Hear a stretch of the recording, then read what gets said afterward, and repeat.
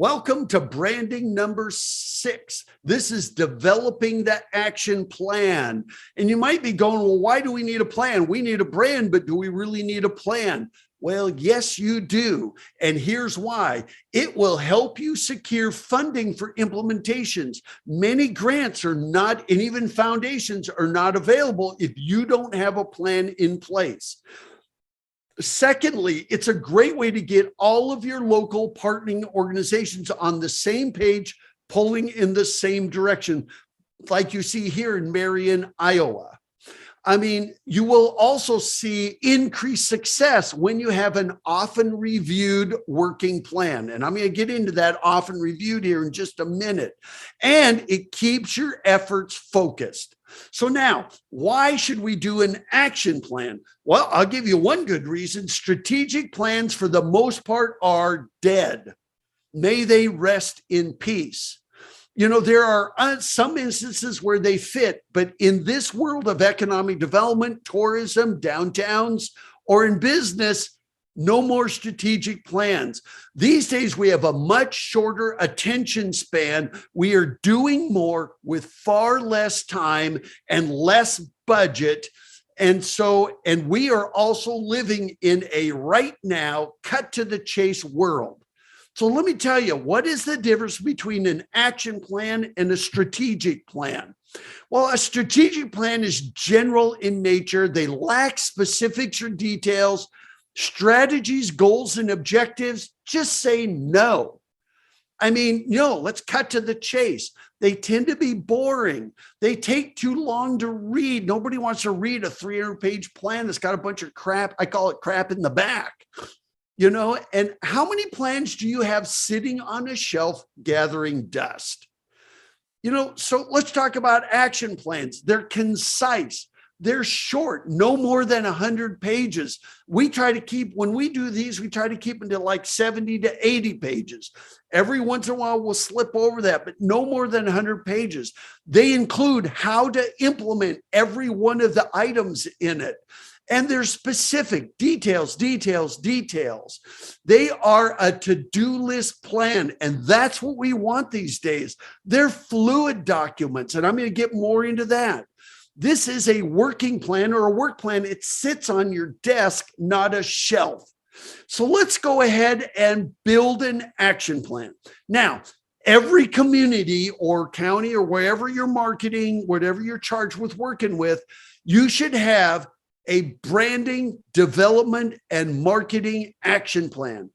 That is the plan that you want to have. Now, what's branding? What is it we want to be known for that's going to put us on the map? That one thing that's really, really specific. And then what do we have to do so we own it? Where are the experiences, the product, the private sector investment in that? And then the third one, how do we tell the world? And where's the to-do list to get all that done? That is the action plan you need. And I'm going to use one right here. We're going to talk about Caldwell, Idaho. Now, if you look at that, it says 2015, and here we are several years. The reason I'm using this one is because they've already implemented everything in this plan. I don't like spilling the beans for somebody that's just starting a plan and where other people come in and compete with them. But in this case, they've already done this one. So I want to show it to you, how they did it and what they did. I mean, I'll show a couple of instances in Deadwood, South Dakota, where we did one. And once again, this was done in 2014. Both of these towns have already implemented their plan, and they have seen huge success with it. So let's see what's all included with this.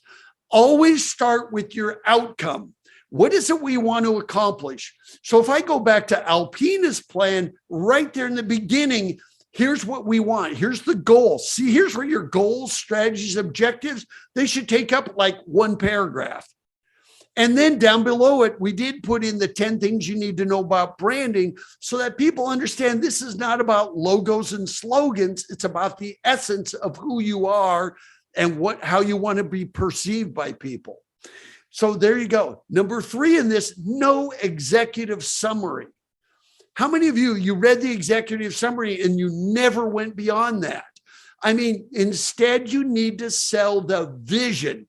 You have to remember that your plan is a marketing document. When somebody reads the vision, they should be pumped. They should be excited. They should be enthused and be ready to be a champion like they were in Alpena, Michigan, or other places where we have worked.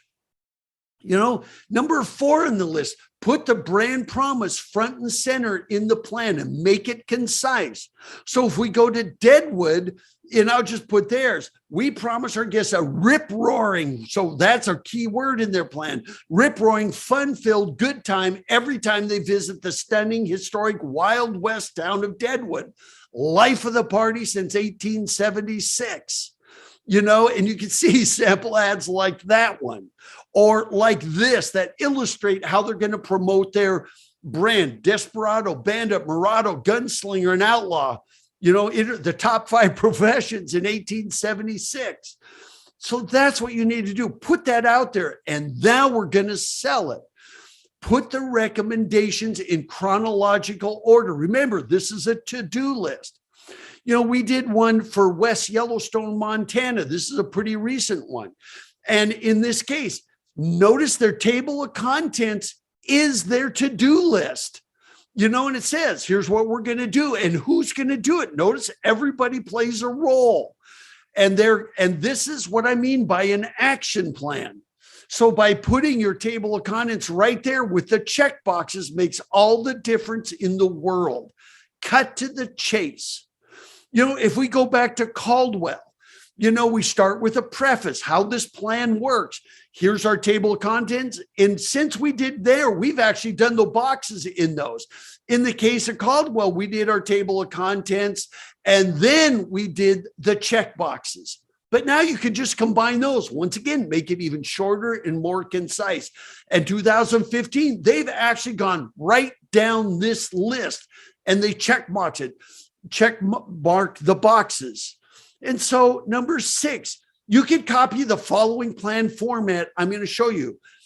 And so in this case, it might include how the plan works. You just saw that, what those objectives are, the 10 things to remember about branding. The vision should be like 3 pages. It should just say, here's what we want our city, town, wherever we're at to look and feel like in 3 years from now. Your key marketing messages, how you're going to sell this, the recommendations list. And I'm going to get more into this, 40 or so, never more than 50. Make them small steps. 1 per page is about right. Include photos and examples. It breaks up the plan. And so you might have about 40 pages of recommendations. Then you do your supporting documentation, but no fluff, no research, no filler, but you might put in sample ordinances or street vendor rules, and no more than 20 pages of that. And I'm going to show you this. And then always start with your outcome again. And the plan is how you achieve the outcome. See what I mean? So in this case, why are we doing this? There's the outcome, and the action plan versus strategic plan, and why branding. And then you go through the branding process with them, might take a page or 2. I know I'm going through these pretty quickly. We even talk about the team they put together. And remember, there's a video on the step-by-step process. They went through all those steps in Caldwell. And then here's the businesses they want to recruit in their downtown. Very, very specific. They went on and on. We talked about creating a plaza, which there's now there, Indian Creek Plaza. It's amazing.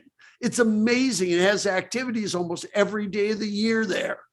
And they're also working on building a public market. This is one that they're working on right now.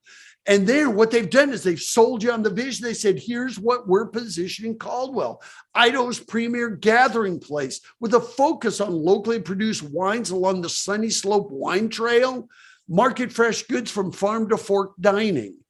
I mean, this is how it's a marketing document. And so by doing this, you're going to get people pumped up and enthused and willing to invest in your brand. So once they've done this, they dig into the recommendations. And once again, you can follow this format. So here we go. For every recommendation, there should be a title. when it would be implemented, who takes the lead, the approximate cost, the suggested where would the money come from, the rationale for making the recommendation with specifics, how to get it done. This is an action plan. And so in this case, here's an example. And by the way, you're going to be able to download the entire Caldwell action plan. It's a public document.